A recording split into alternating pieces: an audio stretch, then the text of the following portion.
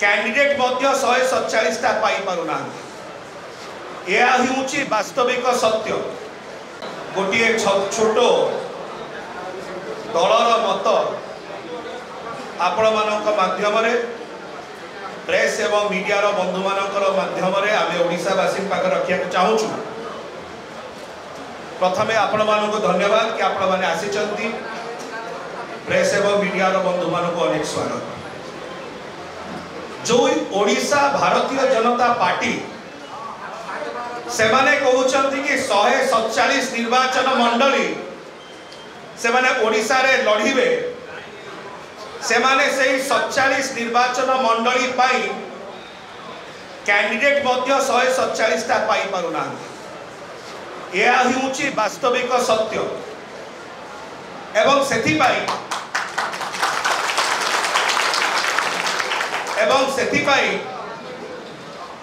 एते दिन हे गला 21 लोकसभा निर्वाचन मंडली सेमानकर कैंडिडेट लिस्ट अनाउंस हे गला किंतु अभी पर्यंत ओडिशा रो भारतीय जनता पार्टी गोटिए मध्य विधानसभा कैंडिडेट रो ना अनाउंस करि पारि नै, घोषणा करि पारि नै। एटा होछि ओडिशा भारतीय जनता पार्टी। जेहेतु एई ओडिशा रो भारतीय जनता पार्टी रो पाखरे 147 निर्वाचन मंडली पाई कैंडिडेट भी नाहंती।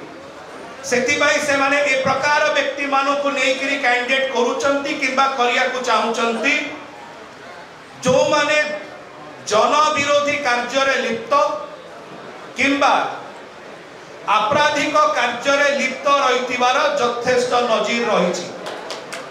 यही होछि वास्तविकता। ओडिशा भारतीय जनता पार्टी रो गोटाई जिनस स्पष्ट हो जाइछि जे जेउ दल 147 निर्वाचन मंडली रो असेंबली कॉन्स्टिट्यूएंसी रो गोटिए मध्य कैंडिडेट एते दिन रे डिक्लेयर करि पारनांती किंतु 21 लोकसभा डिक्लेयर करि पारुचंती।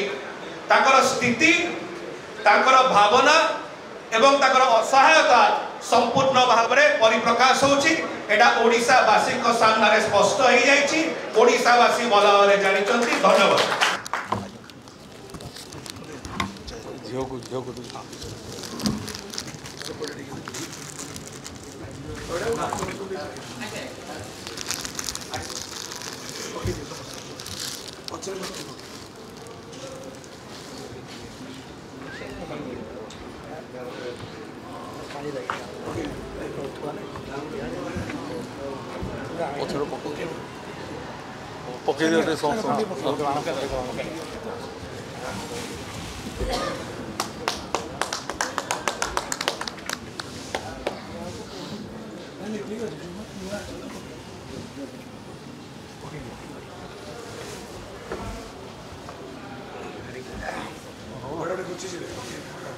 बहुत धन्यवाद।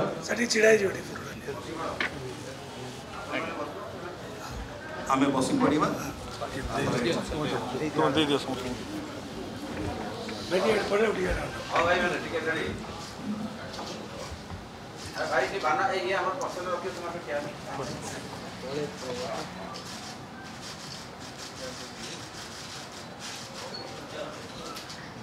अनुरोध करुच्ची आम सहित माननीय मंत्री माननीय विधायक श्री प्रदीप अमात महोदय अच्छा से वक्तव्य रखे।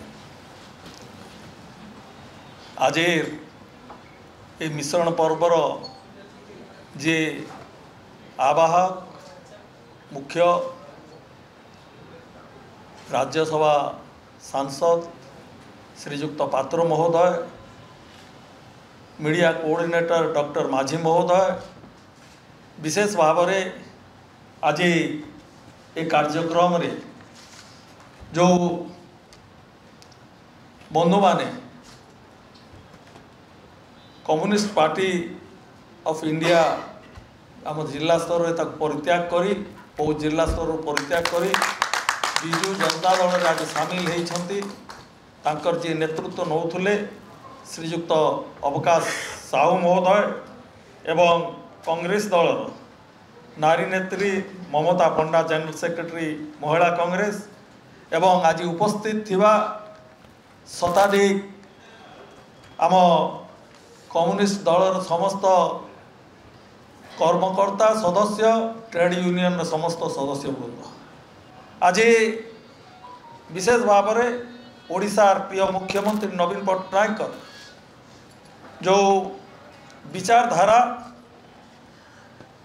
विकास सामाजिक सुरक्षा नारी सशक्तिकरण को आरंभ कर विभिन्न कार्यक्रम जारी फल आज बिजु जनता दल गोटाए आंदोलन रे परिवर्तन होइछि। जो आंदोलन 2034 मसीहा सुधा ओडिशा को सारा भारत वर्ष रे सर्वश्रेष्ठ राज्य हिसाब रे गढ़ी तोलिया जो परिकल्पना से स्वप्न नवीन पट्टनायक जो स्वप्न ताको साकार करने आज शताधिक कम्युनिस्ट दलर बंधु मैंने आसी बिजु जनता दल में जोग देइछन्ति एवं विशेष भाव से आंदोलन सहित संपृक्त आमर जे नेतृत्व श्रीजुक्त अवकाश साहू से आज यही बिजु जनता दल आंदोलन सहित सामिल होइथिबारु मु मो तरफरु तांको विशेष भाव में धन्यवाद ज्ञापन करुछि एवं आगामी दिन रे प्रिय मुख्यमंत्री नवीन पट्टनायक जो स्वप्न रही जे ओडिशा को सारा भारत वर्ष में गोटे समृद्ध राज्य परिगणित करने तहरे साथ देवे एति आशा करी मोर वक्तव्य ये बहुत धन्यवाद सर। आज जो माने आम सहित ये सम्मिलित होउचंती सेमानकर एही प्रेजेंस रे आम यही समय माननीय मुख्यमंत्री आम दलर सभापति श्री नवीन पट्टनायक तरफ दलर सांगठनिक संपादक श्री प्रणव प्रकाश दास महोदय तरफ आम विधि स्वागत करुचु अभिनंदन जनाऊँ एवं बहुत बहुत धन्यवाद ज्ञापन करुँ। मु अनुरोध करी आम सहित अवकाश बाबू अच्छा से दीपक कर। धन्यवाद बड़ भाई राज्यसभा सांसद सस्मित पात्र महोदय बिजु जनता दल मीडिया कोऑर्डिनेटर माझी महोदय